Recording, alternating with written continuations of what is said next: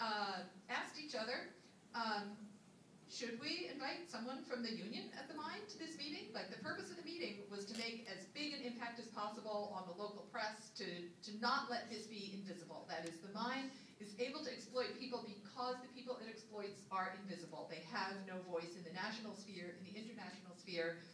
We happily turn on our lights without thinking about them.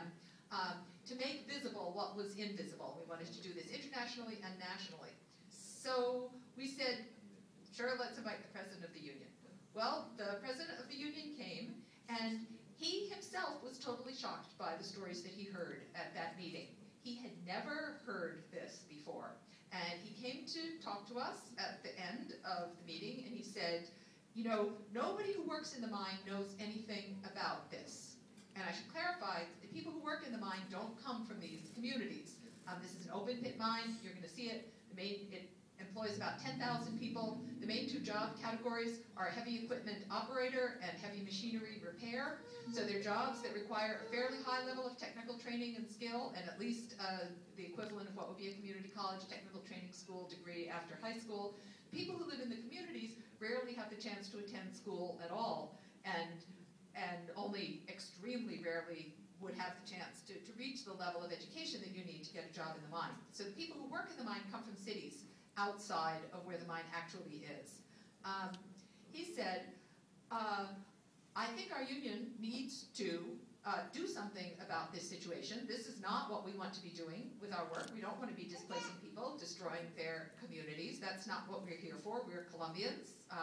This is a foreign company that's coming into our country, and it's using us to oppress our own people.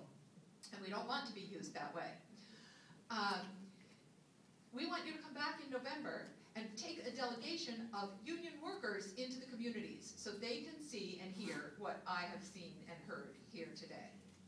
So most of what you're going to see in this film was taken on the delegation that we did in November 2006 when we took union leaders into the communities for the first time and began to establish this relationship between the unions and the communities. We also brought many international people, the Canadians and Canadian unions, and different Canadian organizations have been especially active in this. So I think I will end there, just having given you a little bit of background to what this film is. And the initial version of this film was actually made in a couple of days after the delegation. We took 4 union leaders into the mines, and we took a filmmaker with us.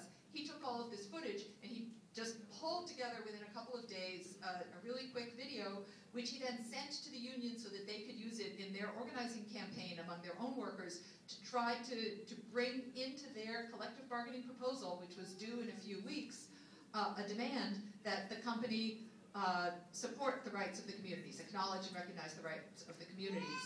So what you see here is like version 10 of the original film that was made for the union and quickly FTP'd to Colombia so that they could use it in their union general assembly as an educational tool. So we're really proud to have been part of this and to be part of the making of this film. So let's put it on.